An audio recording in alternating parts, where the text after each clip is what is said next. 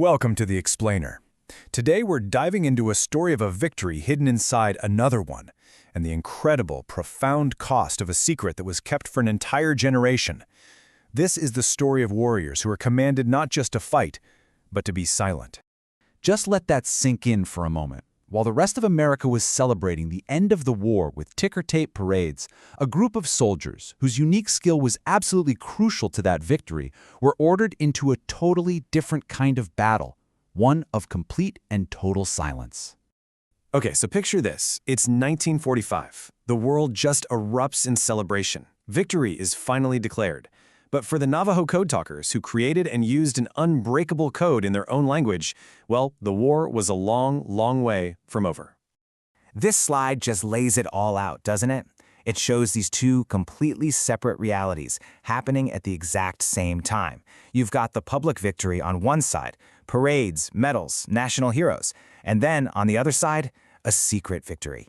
One that was all about absolute secrecy, the constant threat of being tried for treason, a private war these code talkers were forced to fight completely alone. So, what did this secret victory actually mean for the men themselves? Well, when they came home from the horrors of the Pacific, they weren't handed medals or given parades. Nope. They were given an order.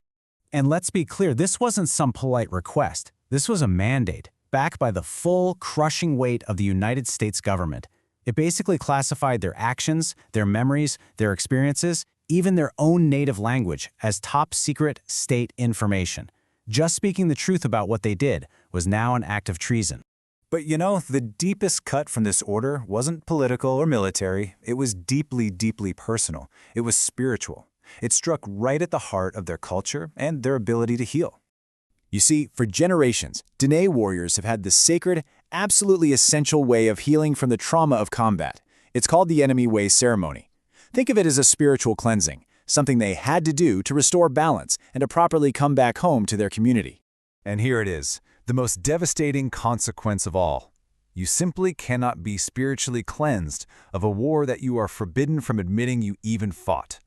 This order of silence completely blocked them from their culture's path to healing. It forced them to carry the battlefield home inside them with no way to ever put it down. This brings us to a concept that modern psychology now calls moral injury. It's this deep wound that's caused not just by what soldiers see or do, but by what they're prevented from doing afterwards. And in this case, they were prevented from participating in a sacred duty to heal for themselves and for their people. And this silence, it had these devastating real-world consequences. Just try to imagine not being able to tell your own family why you wake up screaming in the middle of the night. Imagine trying to get help from a doctor, but you can't explain the source of your trauma. And all of this while living in a country that, for years after you helped save it, wouldn't even grant you the basic right to vote. It's just staggering. And this wasn't a short-term thing. This silence didn't last for a few months or even a couple of years. It went on for more than 2 decades, an entire generation. 23 years. Let that number really sink in. 23 years. Children were born and grew up into adults, all while their fathers carried this monumental secret, the very secret that had helped ensure the freedom their country was so busy celebrating.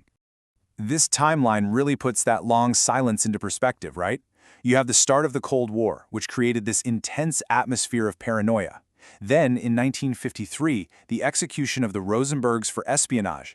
That sent a brutal message across the country. The government will go to any length to protect its secrets. For the Code Talkers, this wasn't just some abstract threat. It was a deadly serious reality. So, after 23 years, why did the silence finally break in 1968? Was it a change of heart? Maybe an official apology? Well, the answer is actually... Yeah, the reason wasn't about correcting some huge moral wrong. It was simply a matter of technology. The rise of sophisticated computers and satellite encryption just made their human-based code obsolete. The secret was no longer valuable enough to protect. That's it. But for the men themselves, this practical military decision was absolutely life-altering. It finally opened the door to a lifetime of delayed healing. They could finally hold the Enemy Way ceremonies. They could finally tell their stories to their wives, their kids, their grandkids. And this really is the ultimate profound irony of their entire story.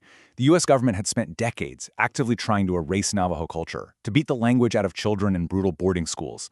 And yet, it was that very same language, that very same culture, that became an unbreakable weapon, a key to victory in the Pacific. Which brings us to this final, really complex question. In that delicate balance between national security and, individual humanity, who actually has the right to classify a person's life? Who really owns a soldier's history, their trauma, and their journey to healing?